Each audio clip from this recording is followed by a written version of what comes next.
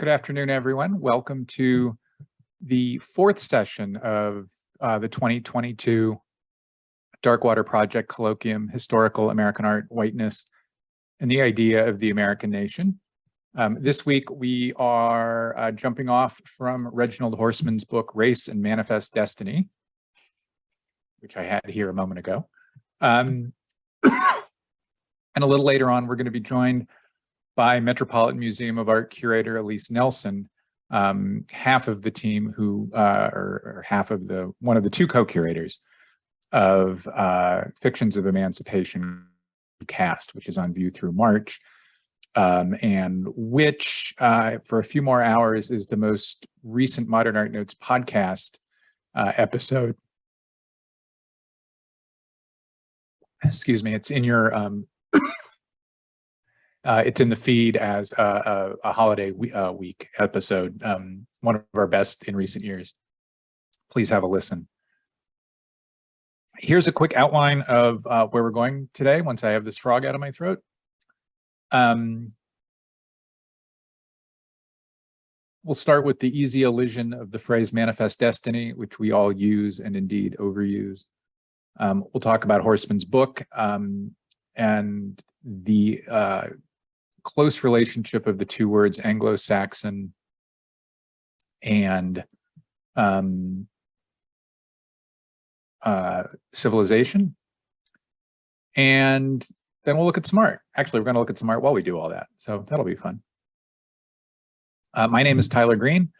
I am the author of two books, a biography-ish of Carlton Watkins, the most influential artist of the American 19th century, that was published in 2018 by University of California Press, and a Whiteness Studies informed book on Ralph Waldo Emerson and his landmark essay/book, Nature. My book looks at how Emerson was motivated to write Nature by his study of art and how nature then informed and motivated the next 100 years of American art. Some of what I'll be talking about today comes from what I think will be my third book. It's very tentatively called The Battle of Yosemite, the Civil War, the California Genocide, and the Invention of the National Park. I'm also the producer and host of the Modern Art Notes podcast, which begins its 12th year in a couple weeks. And if you'd like to contact me, here's the info down here at the lower right.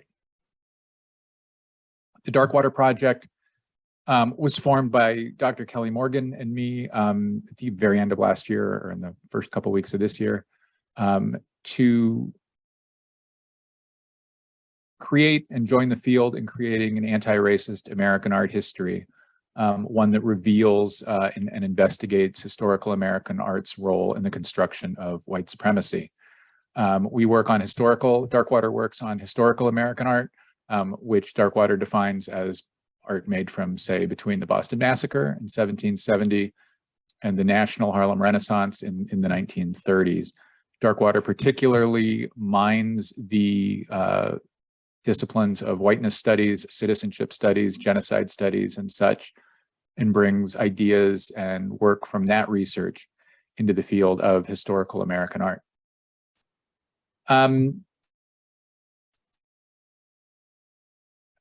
This probably seems like the most unlikely place I might start one of these sessions, right?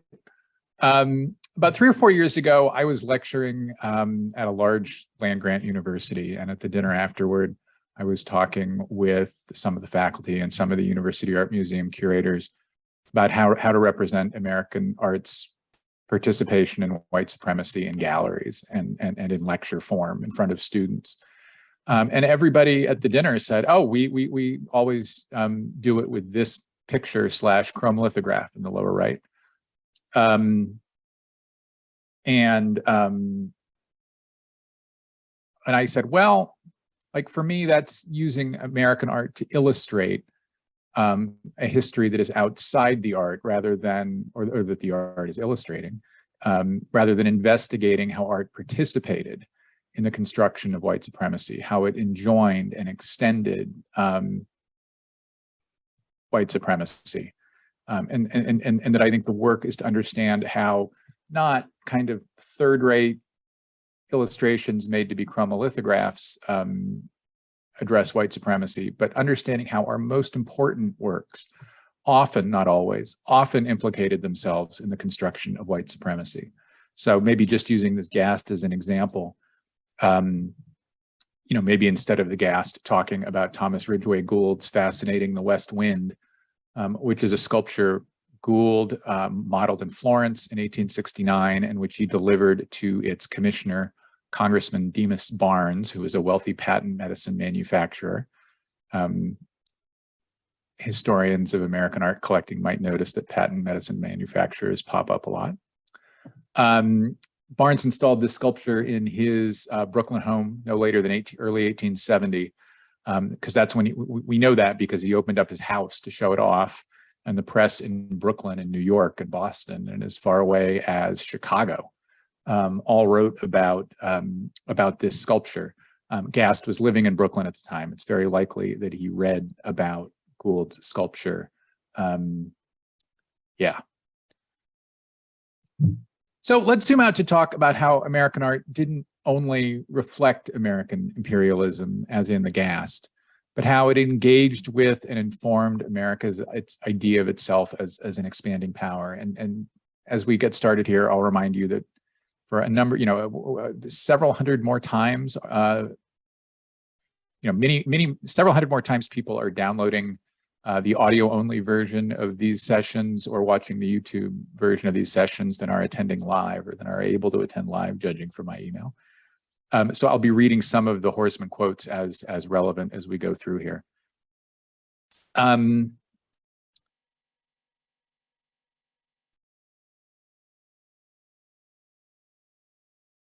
Horsman started debuting chapters from what will become this book in lecture and journal form in 1975, and the book is published in 1981. This is one of the most time-tested works of whiteness studies. It is a book that it was really important to Nell Irvin Painter's The History of White People, and it's a book that's really, really important to Tyler Stovall's White Freedom, which we'll be reading about in 4 weeks from now. Throughout the book, Horsman emphasizes that beginning in the 1820s, European Americans constructed themselves into a racialized status, a racialized elitehood. He writes, by 1850, European Americans believed that American Anglo-Saxons were a separate, innately superior people who were destined to bring good government, commercial prosperity, and Christianity to the American continents and to the world. This was a superior race, and inferior races were doomed to subordinate status or extinction.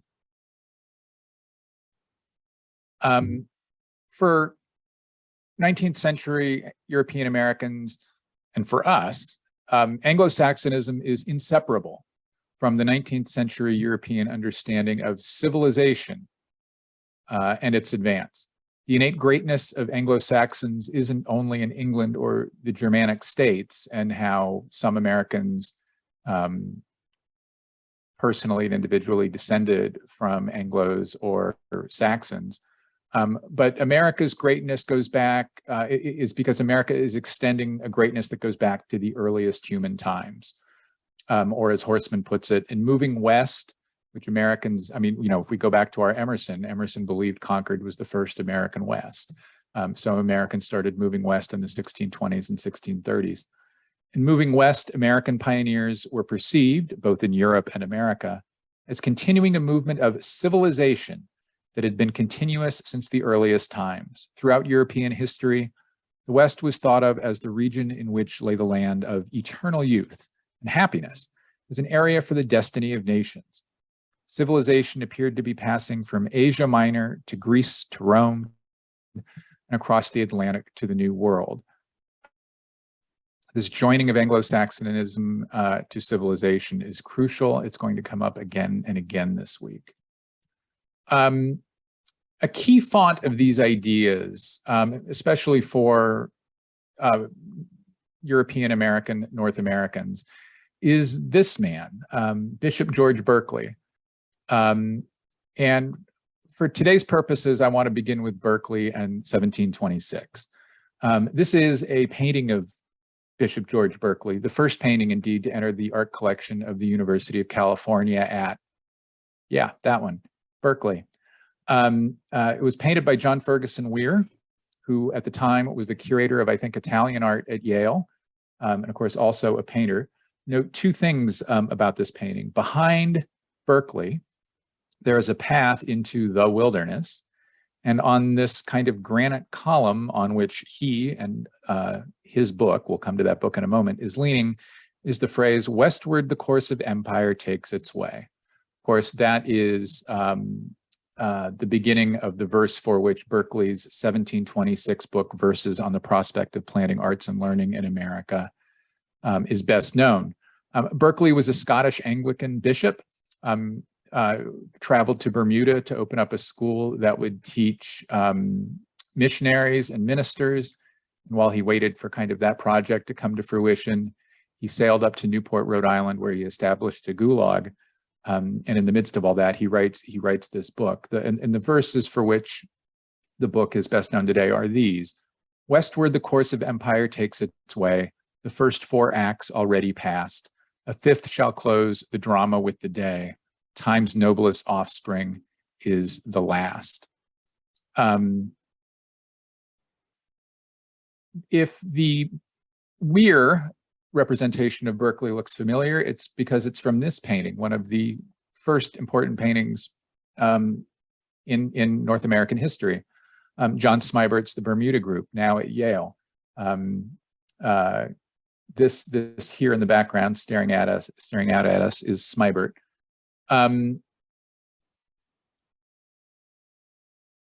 Berkeley's goals, particularly in that verse, are celebrated in Smybert's painting. Smybert was indeed kind of part of Berkeley's circle. So he's painting that of which he is a part. Note this area in the painting right here. It's a sunset. A 5th act shall close the drama with the day.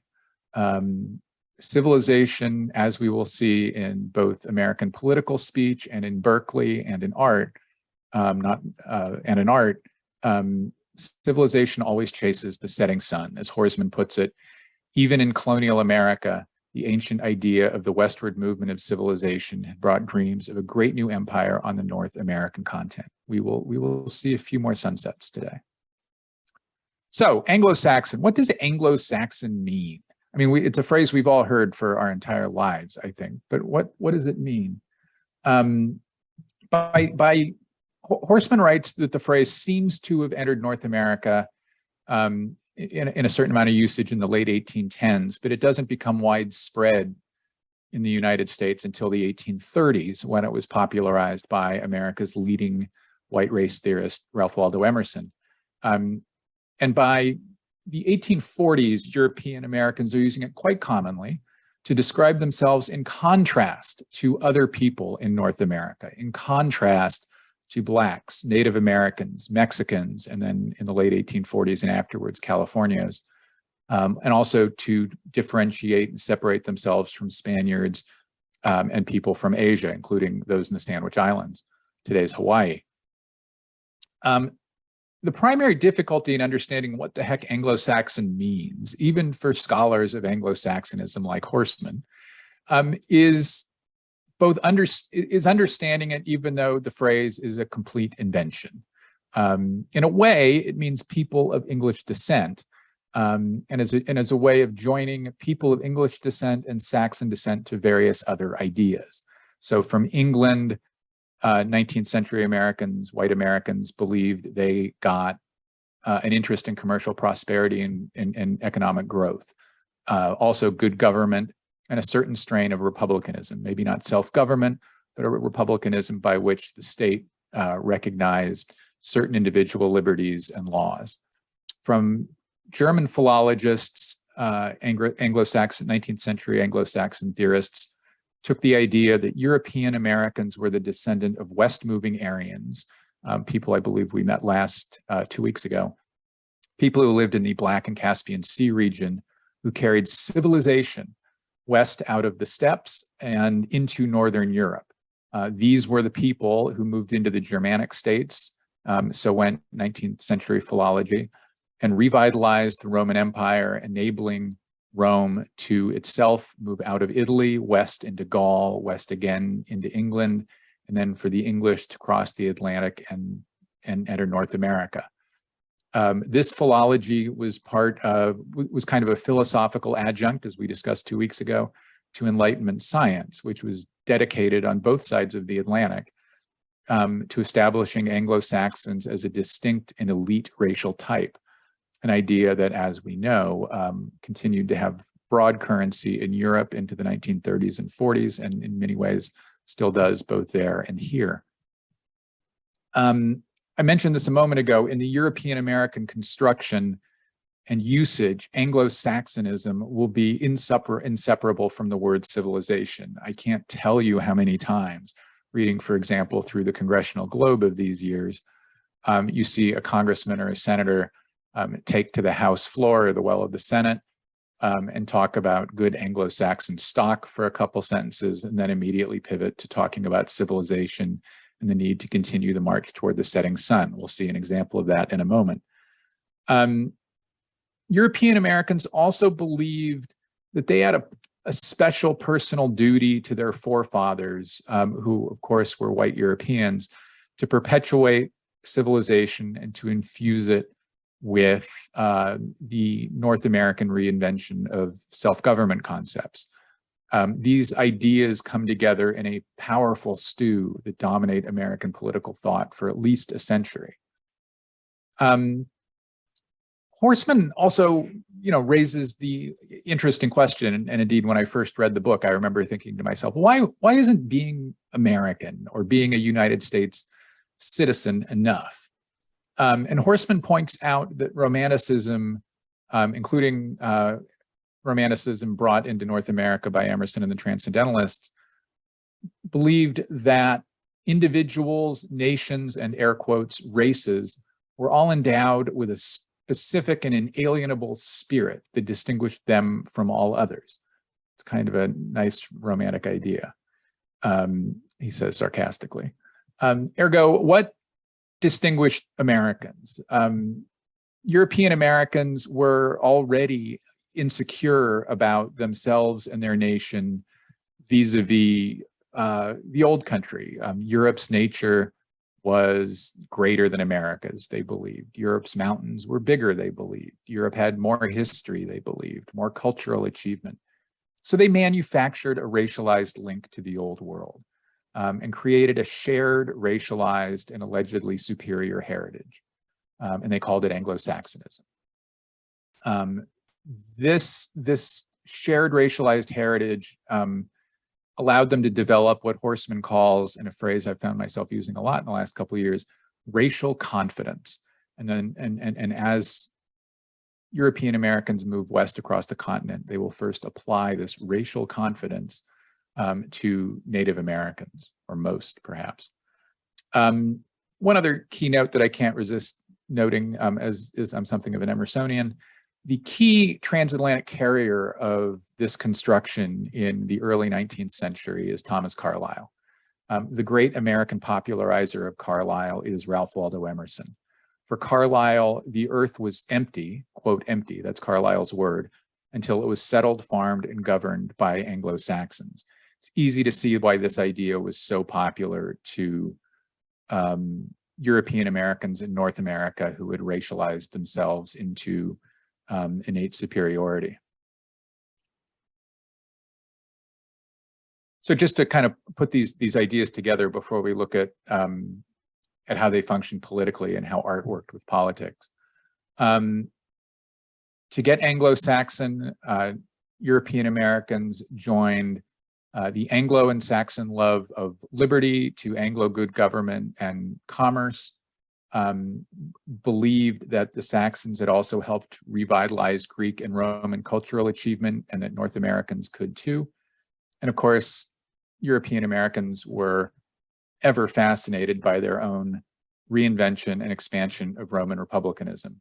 To these ideas come a number of things that are part of the soup of civilization, including Christianity, ever westward expansion, cultural material such as art, philosophy, and poetry, and of course the pseudoscientific establishment of white supremacy.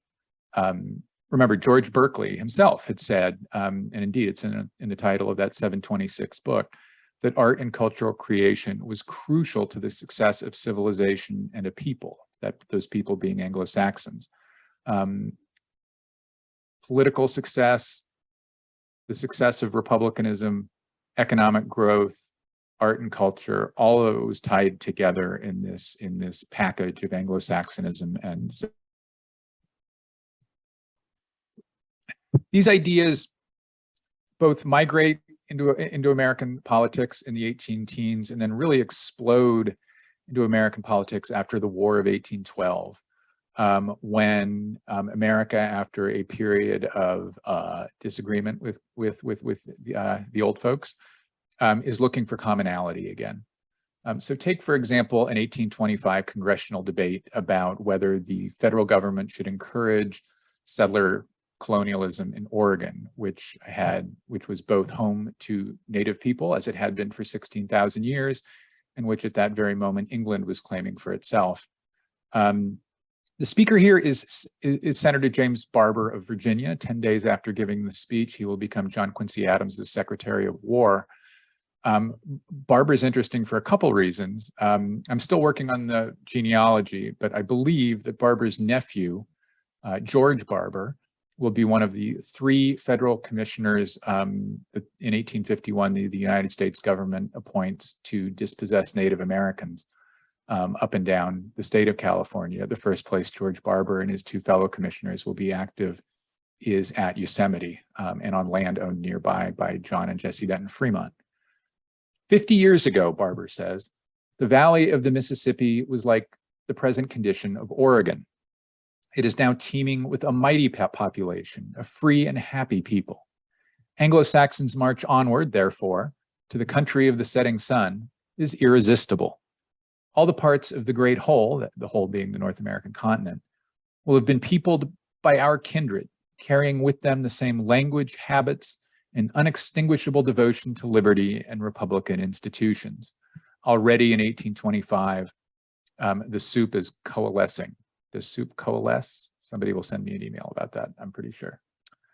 Among those who join the rush west of which Barber spoke was the painter Albert Bierstadt, who, when he makes his first Western trip in 1859, is already emerging as one of the leading German-American, read Saxon, intellectuals in the United States.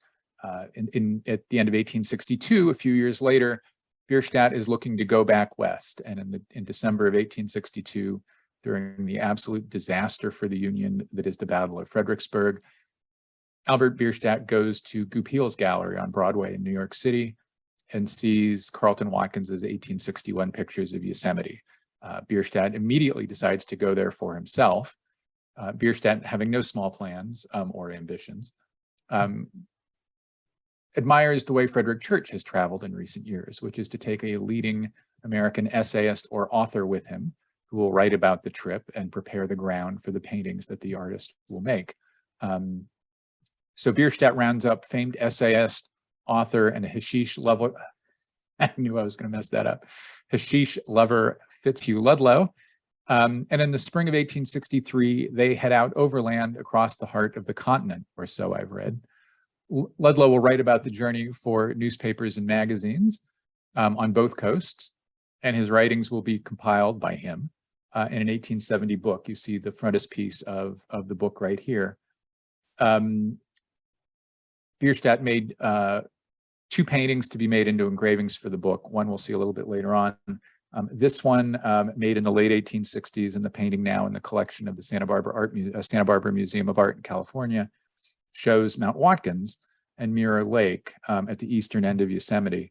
By the time Bierstadt made this painting, and by the time it was engraved for the book, Bierstadt would have known that his good friend Frederick Law Olmsted had named this mountain after Watkins. Ludlow and Bierstadt spent months traveling together across the middle of North America and then between California and Oregon. I think what happens is that they're talking about what the story of the trip is going to be, because we see the same story across both Ludlow's writings and Bierstadt's paintings. Across Ludlow's book, which is 12 chapters long, some of the chapters are made up of multiple newspaper and magazine essays, some not. Across the book, Ludlow describes both European Americans' mission and indeed his and Bierstadt's mission is to extend civilization westward. I've read Ludlow's book. It's very 19th century, but you cannot miss that he's driving home the civilization narrative over and over and over again. One reason I suspect Bierstadt is thinking of the civilization narrative and Anglo-Saxonism in these years, and I should note, the paintings we'll be looking at in a moment won't be the first paintings, I think, about Anglo-Saxonism and civilization he's making. I think the great painting of Cuttyhunk Island at the New Bedford Museum is one too. Bierstadt probably knows of and may even personally know Frederick Augustus Rauch, this man here on your screen. The leading German American intellectual of 1840s and 50s America. Rauch starts out as a German professor at Lafayette College in Pennsylvania, and then helps found and lead Marshall College, which later merged with Franklin College and became what we now know as Franklin and Marshall. Rauch, like Bierstadt for that matter, was on the spear tip of mass German migration to the United States. In these years, in the 1840s, 500,000 German immigrants come to the United States, another million in the 1850s. American culture and philosophy and art are hyper ready for an assertion of the Saxon and Anglo-Saxon. Another reason is that American scholars are beginning for the first time to travel to study and work in Germany, including men like George Bancroft and John Lothrop Motley. And of course, Emerson's transcendentalism and his transcendentalist circle is immensely informed by their study and translation of German works into English, mostly by Unitarians, men such as Frederick Henry Hedge. So here is in Rauch's first and most popular book. Here's Rauch paraphrasing Hegel, and indeed it's Rauch who brings Hegel to the United States, trumpeting Saxon involvement in the European American civilization narrative. The brightness of his light, capital H his, is so great that man, in gazing at it, is lost in admiration. In the west, the sun sets. His brightness is less brilliant, though frequently sublime and beautiful. Man is not overcome by it, and when the setting sun sinks behind the mountain before our eye, the idea that he will illuminate other worlds and return involuntarily offers itself. Hence, it is that the West is the proper field for science, art, and history, for there alone man obtains full possession of himself and a clear consciousness of the world around him. Well, that's interesting. In the late summer of 1863, Bierstadt arrives in Yosemite, and he will make his first paintings informed by that visit in very late December of 1863 upon returning to New York, or in very early January of 1864. When the setting sun sinks behind the mountain before our eye, and the West is the proper field for art. This is Albert Bierstadt's first painting of Yosemite. He painted it at the very beginning, as I said, of 1864, intending to display it at the Metropolitan Sanitary Fair, an immense fundraiser for the care of Union soldiers by the U.S. Sanitary Commission during the Civil War. The painting sells for $1,600 to one of the founders of the New York Public Library. The painting enters the collection, I think 25 years later or so, of the New York Public Library before the library sells it off. It was acquired and ultimately landed at the Museum of Fine Arts, Boston. When the setting sun sinks behind the mountain before our eye.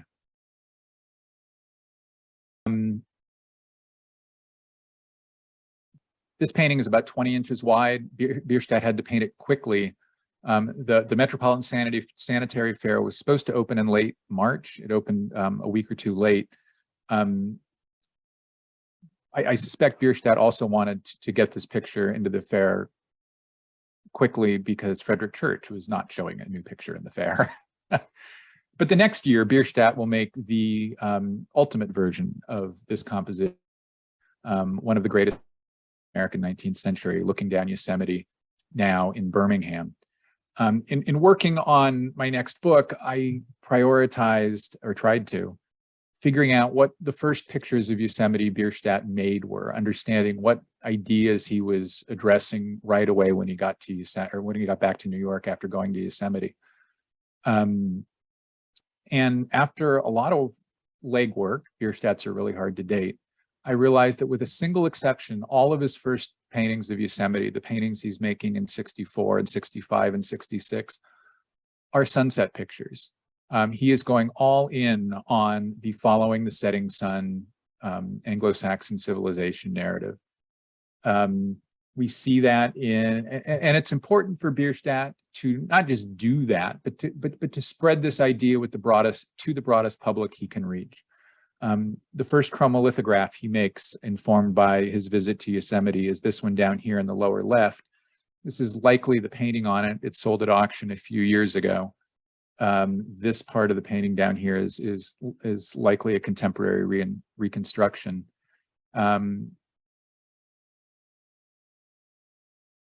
Another of those early sunset pictures is this one in the Thyssen collection on long-term loan to the Thyssen-Bornemisza in Madrid. Note how here we have the setting sun and also cattle, which I think we've talked about in a couple of our sessions about how cattle are a marker of the advance of European Americans into wilderness. I mentioned that there was one painting that Bierstadt makes in 64, 65 of Yosemite that is not a sunset picture, and I think there's a reason for that. It's this painting of Yosemite Falls, now in San Diego, and I believe, or I suspect, the reason Bierstadt makes it is because it had to be engraved for Ludlow's book. I want to spend a moment on sculpture and on the ways American sculptors engaged and extended the Anglo-Saxon civilization construct and narrative. And so let's start with one of the most famed sculptures from antiquity, the Dying Gaul. The title, as you may or may not know, I did not until recently, was given to the sculpture in the mid-19th century. Remember how 2 weeks ago we discussed the racializing construct of civilization versus barbarianism, and how nearly every 19th century racializer addresses and uses that construct. Note that this is a sculpture of a dying Gaul, a people who were barbarians defeated by civilized Rome in like 121 BCE, somewhere in there. And their land was civilized by Roman triumph and by the advance of Christianity into Gaul. Even in the 20th century, in Janssen's famous textbook, the description of this sculpture is accompanied by this sentence, and I swear to God, I'm not making this up. They knew how to die, barbarians that they were. The context being that this is a sculpture of ideal death. So let's look at two significant American sculptures that art historians have regularly argued were informed by the Dying Gaul. First, there's Boston-based Peter Stevenson's The Wounded Indian at the Chrysler. Speaking of dying young, Peter Stevenson. And also Ferdinand Petrick's Dying Tecumseh. There's a version at the Vatican along with almost all of Petrick's other Native American busts and sculptures. And of course, there's this version at the lower right, now installed kind of on a hinge between the Smithsonian American Art Museum and the National Portrait Gallery. I think it's a Portrait Gallery label that's on it now. Both of these Petricks and the Stevenson build from the arts of Greece and Rome, and in a way end barbarianism in America. Indeed, we should understand that these are works less about a wounded Indian, the Stevenson, or a dying Tecumseh, than they are works that mindfully engage the contest between barbarianism and civilization that was at the heart of the political, philosophical, and pseudoscientific discourse of the day. Can't talk about 19th century American sculpture without also dipping into Hiram Powers, his famed Last of the Tribes at Sam, a sculpture which both participates in the construction of the vanishing Indian myth, as do the other two works, or three works, depending on how you count them. And of course, the Powers also stereotypes and imposes upon an allegedly native figure. Spoiler alert, the model was Italian, an imagined and invented Indian-like skirt. It's funny, as I've practiced giving this talk, I always find that phrase so absurd I'm embarrassed to say it, but hey, Powers sculpted it, right? And of course, the figure's clotheslessness may also suggest barbarianism, as may the figure's bustiness. Historians of 19th century American sculpture, sculptures such as, say, William Wetmore Story's Cleopatra, which we'll see in a few weeks, often note that, or contemporary observers of these sculptures often note that the figures appeared unusually busty to them, and that was a marker for barbarianism and lesserhood. And then, of course, there's also, in this context, the Gould we saw earlier. So before taking some questions and welcoming Elise onto the show, I think I'm doing and welcoming Elise on to join us, I want to close with Mexico and Mexicans, or as people of Spanish, Mexican, and often indigenous and Spanish and Mexican descent were known in California, Californios, and how important the Mexican-American War was to these constructions of Anglo-Saxonism, and how these constructions would be used for decades thereafter.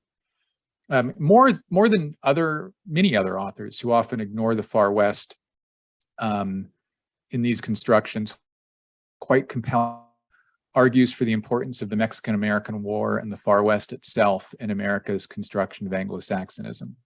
Horsman particularly cites, well, here, let me read, before reading who Horsman cites, let me read Horsman. Horsman writes, quote, "The decisive years in the creation of a new Anglo-Saxon political ideology were from the mid-1830s to the mid-1840s. The catalyst in the overt adoption of a racial Anglo-Saxonism was the meeting of Americans and Mexicans in the South, the Texas Revolution, and then the war with Mexico. In confronting the Mexicans, the Americans clearly formulated the idea of themselves as an Anglo-Saxon and indeed superior race.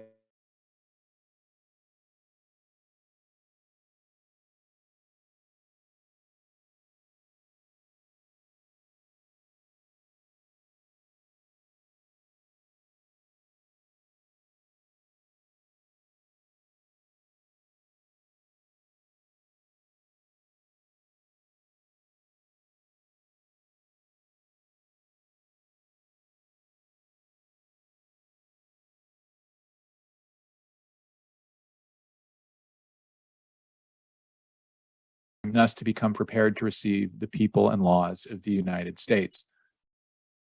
Horsman notes that Cushing specifically argued that Anglo-Saxons would and must replace inferior races. Cushing went on to detail stereotypical Mexican alleged inferiority.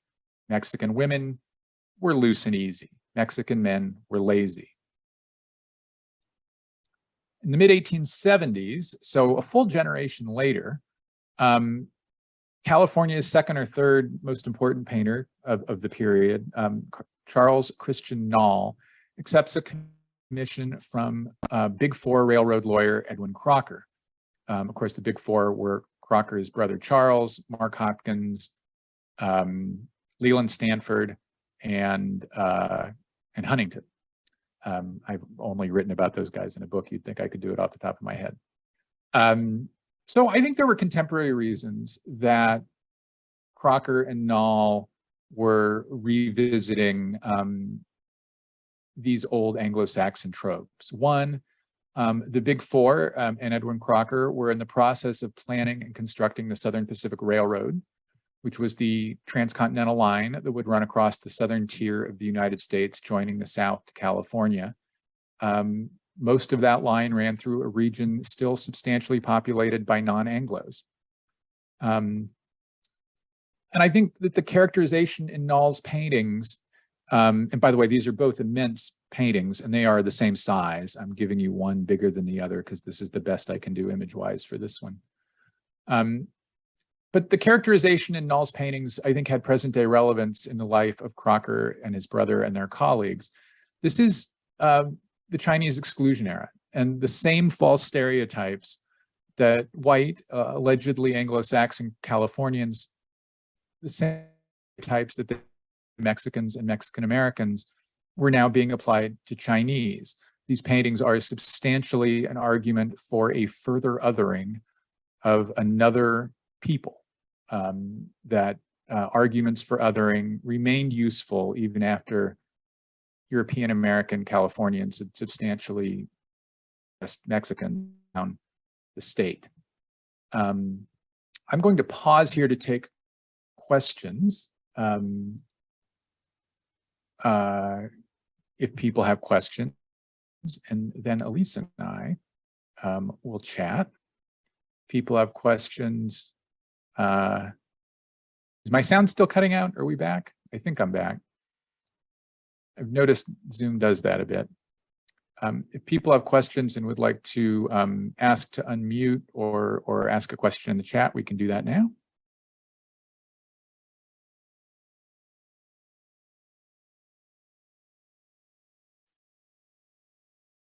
I don't see any, so I'm going to invite Elise to join us.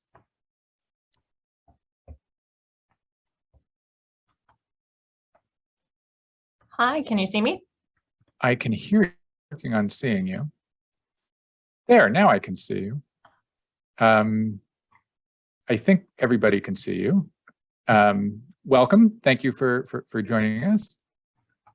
Thank you so much for having me. It's a pleasure. I've been tuning in to each of them as podcasts because I've been traveling for work and unable to attend. So this is my first attendance, but I've listened to them all. So I'm excited to participate.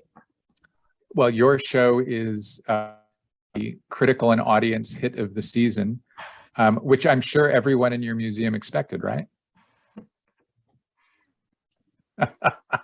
I'm just silent. No comment. I don't know.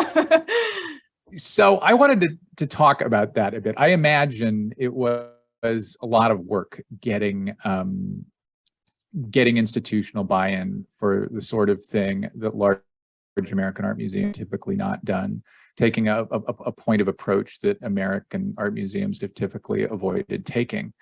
So what were some of the keys in encouraging leaders across your institution to enjoin an investigation of a sort completely normal within the field, but considerably less normal art historical and art museum fields? Sure. I think the key to encouraging the powers that be at the Met who control the exhibition schedule, which would be Max Holine, our director, and the exhibitions office, was really having just a really strong exhibition proposal with a very clear thesis and a compelling checklist. And I know that sounds boring, but this is a show that ultimately is grounded in a history that's not a sort of marginal, small history of the 19th century. This is a really important, prominent history to which, when it comes to the representation of Black figures in the wake of emancipation, you have major sculptors participating. Houdon, Carpeaux, Cordier. So when I developed the exhibition under Sarah Lawrence, my department head's sort of oversight, and she helped me to really edit and refine the checklist in order to create sort of the most powerful, potent proposal possible, and also to avoid the trap of sort of using art to illustrate a kind of historical point. so I think we both were really excited about it when we got it to a place. I also will say, you know, this all happened in 2019. And it was after the exhibition was approved that I invited Wendy S. Walters, my co-curator, to join me. And she and I had collaborated previously when we first acquired the bust. She wrote this incredible poem called In the Gallery in response to it. So we had worked together previously, but it was only after the exhibition was approved that I asked her to join so that we could think together about, okay, now that we have a sort of checklist here, how are we going to actually present? What words are going to go on the wall, and how are people going to experience this in the space, and what narratives are we going to prioritize? So I just wanted to add that bit. But so I presented it after Sarah and I had a checklist that I was really excited about, and she was too. I then presented it to Max Hollein, our director, and he was nothing but supportive and positive from the beginning, I have to say. And I'm not here to be a mouthpiece of the Met or the administration, but that is just the honest truth. He saw in this show something that was a really important history that is relevant today with incredible historic objects, and that was rooted and grounded in our history, and felt that that was entirely appropriate. I then from there, shortly after, kind of vetted it with an internal exhibition committee. And there was a lot of enthusiasm and support. And I would say for the next year of planning, we quickly after, I mean, the exhibition was approved officially, placed on the calendar in February of 2020. And then the museum closed during COVID, and there was this extended period of isolation. And then following that also, of course, the murder of George Floyd, a summer of protests, and the Metropolitan Museum introducing its 13 commitments to kind of addressing institutional histories of colonialism, and increasing its efforts to diversify staff and address equity and inclusion within the institution. During that period, it was extremely stressful. And I would say that I felt supported and bolstered by the initial enthusiasm from Max and from colleagues, but knew that the ground was sort of moving beneath. And in many ways, I didn't know what kind of the other side would look like when the show would finally open in 2022. And that only increased the rigor of our research and our approach. And I was really grateful to have sort of an ally in Wendy throughout that. Sorry, this was a really winding way of addressing that. If you have more targeted questions about that too, I'm happy to answer. Well, I mean, one of the things that occurred to me within that narrative is that it may have been helpful both to the project and to Max Hollein, the Met's director, that he has a European background. And these are histories that I think I'm often told that European art museums are more willing to welcome into their galleries than American art museums are. American art museums being pretty strongly trapped in a single narrow strategy and a representation strategy rather than an interrogation and investigation strategy. There's certainly a discourse around French colonialism in Europe that I think, you know, he didn't find controversial, and that I didn't either. You mentioned that in the wake of the murder of George Floyd, you kind of doubled down on the research side of the project. Yeah.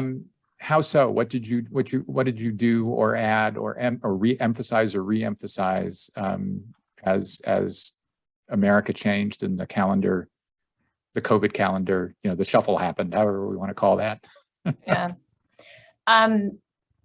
You know, I think that for me, there was a personal reckoning, an acknowledgement of, you know, the ways I myself have benefited from the construction of whiteness, the political social cultural structure, the ways that I've, participated in that culture through my own ignorance. So part of the sort of training for me and doubling down was certainly about just equipping myself with knowledge that was not necessarily art historical. And so that was a very personal sort of journey, and continues to be, of course. I was acquiring that knowledge by reading, Edouard Glissant, Aimé Césaire, Frantz Fanon, as well as more current things like Ta-Nehisi Coates, Ibram Kendi, trying to understand how these histories are being written about and playing out today. So that was certainly part of it, but then I also think that in some ways,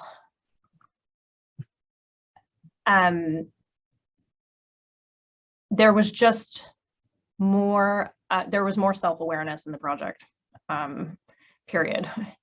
And when I started talking to Wendy about collaborating together, something she brought to my attention was that sort of my art historical training, I don't want to say limits me, but my perspective has certainly been shaped by the discipline that I grew up in and trained in. And that's why it was really exciting to me to collaborate with a non-art historian.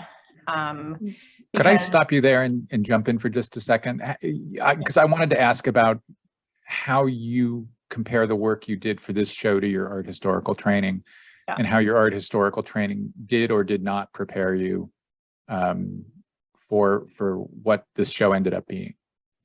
Yeah, I mean, the show at the end of the day, the large majority of texts that we were consulting and histories we were consulting are part of the art historical canon already, but not synthesized necessarily in the way that we were trying to do in the show.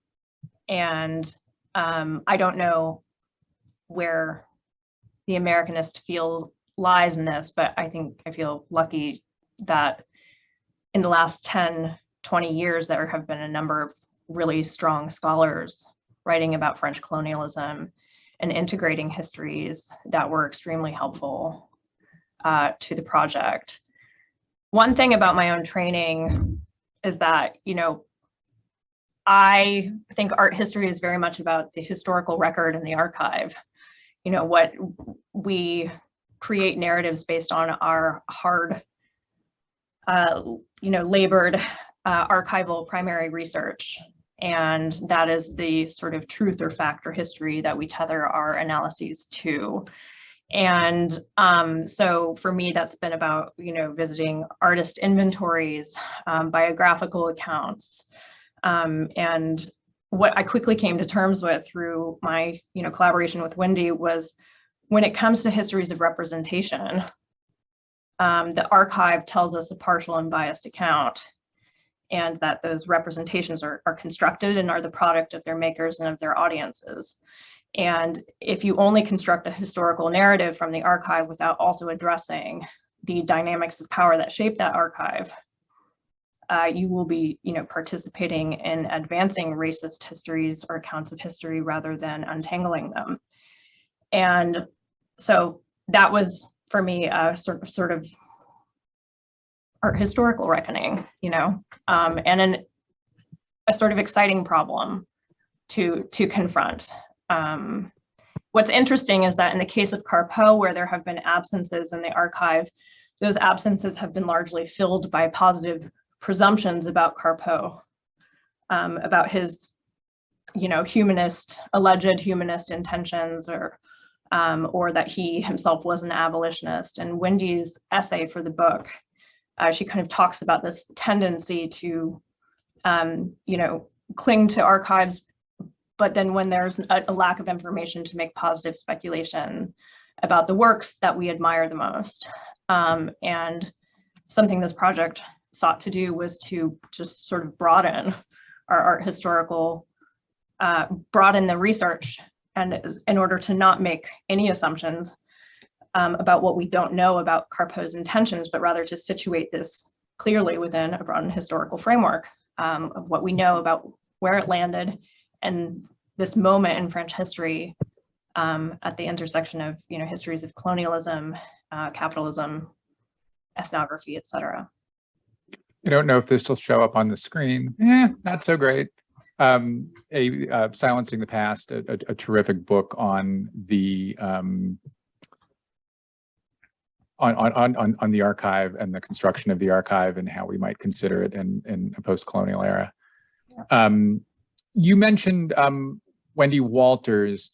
Were there allies or colleagues inside the institution or not that you found particularly helpful as you explored these ideas in a sculpture show? Absolutely. Wendy, of course, being the person I spoke to and collaborated with consistently daily for 2 years.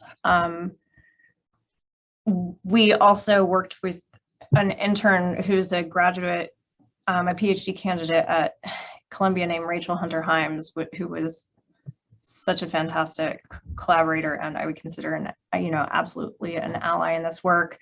But we had a pre-exhibition convening in 2021, in April 2021. It was supposed to happen a year earlier, but because of COVID, was sort of delayed and happened virtually. And it was just a day-long kind of workshop where we workshopped ideas that we wanted to present in the show around works of art that carried abolitionist messages and works of art that are so-called ethnographic, and we're kind of teasing out some of these issues. And at the end of the day, Wendy and I posed the question to that group of scholars, and it was a diverse range of scholars. Many of the people I've seen attending the Darkwater were there. But at the end of the day, we posed to them, should we do this? Should we do this project? And it was a resounding yes. Do this project.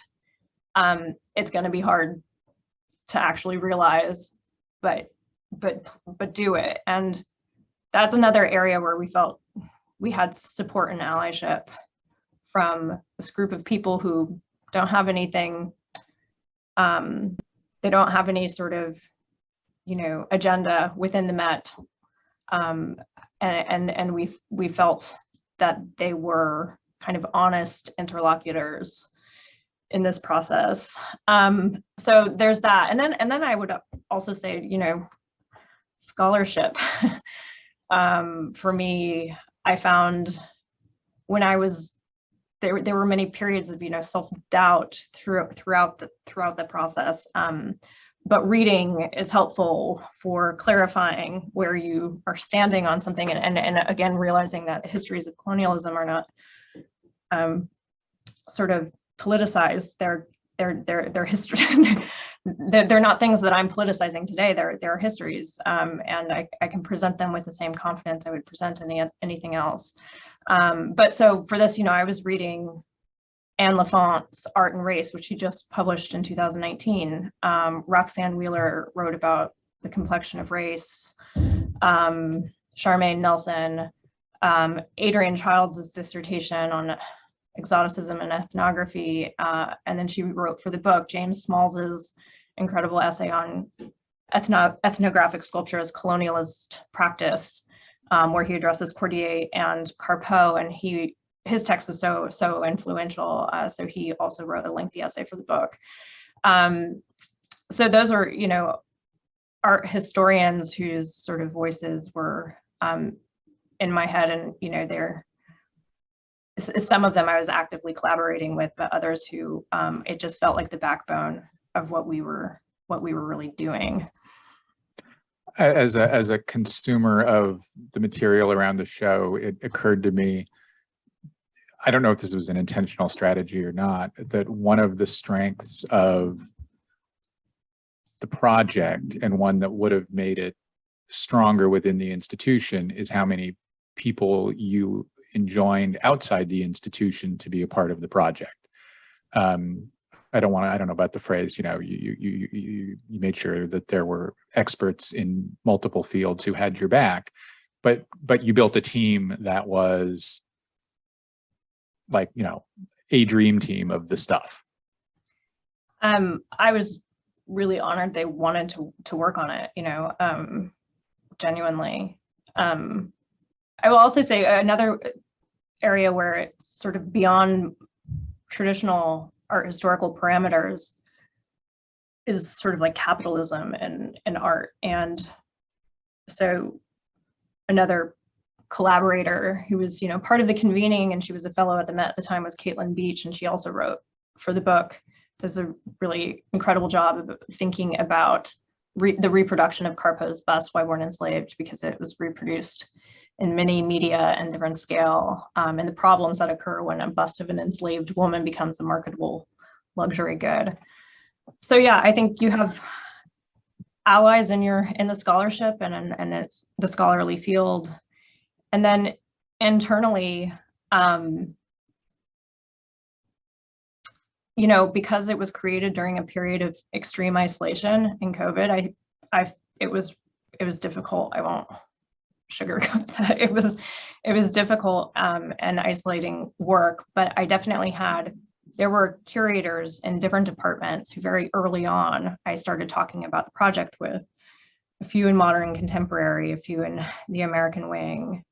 And something a few of my colleagues and I did over COVID was the type of people that you might collaborate with over lunch and just exchange notes. We started having coffee over Zoom in the mornings, and they were extraordinary allies, really, and in the whole project, just a sounding board of kind of like-minded people who were encouraging of the work and could help you kind of focus your day, and all of the reasons why one might be fearful and not pursue this work can really bog down the process and get in the way of even clear thinking.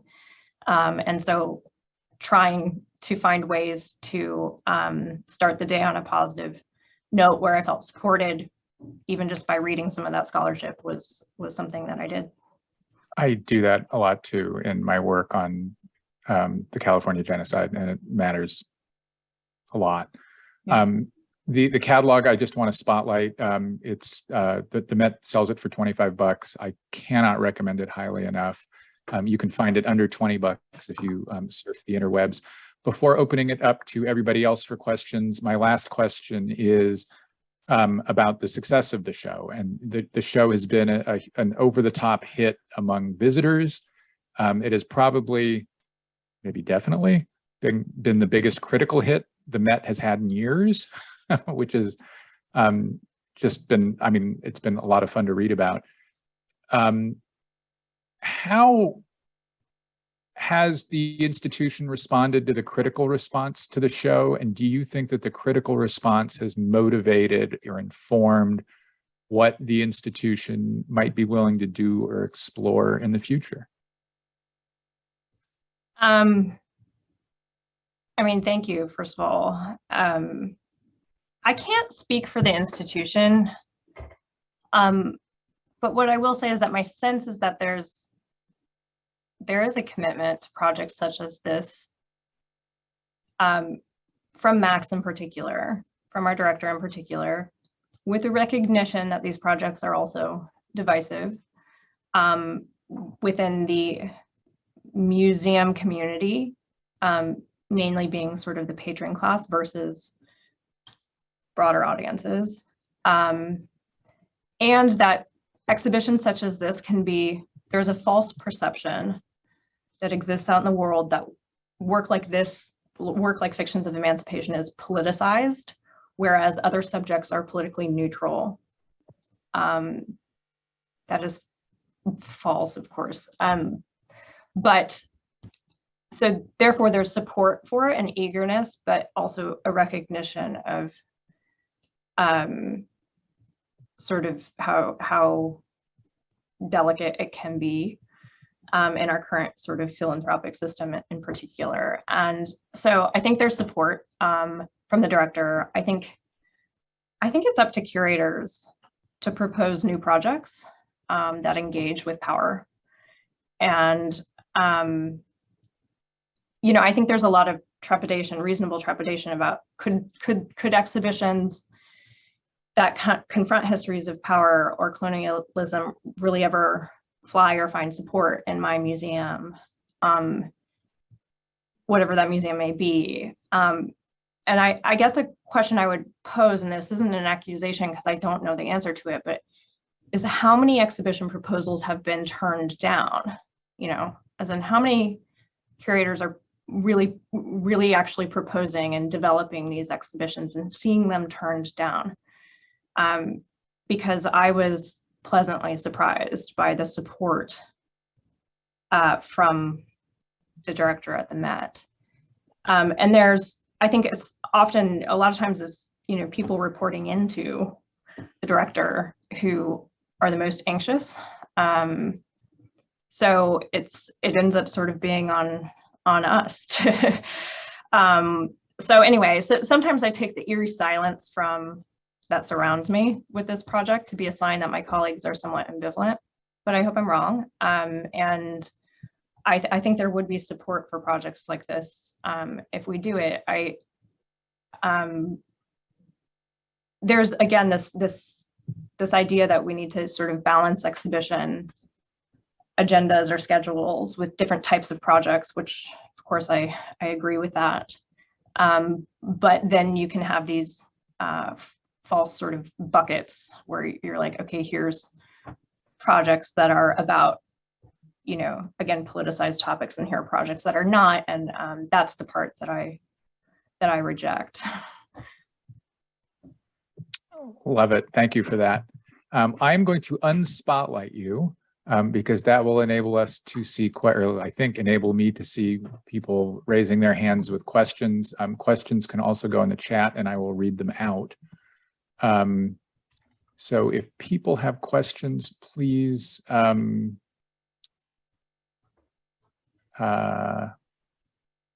raise hands or ask.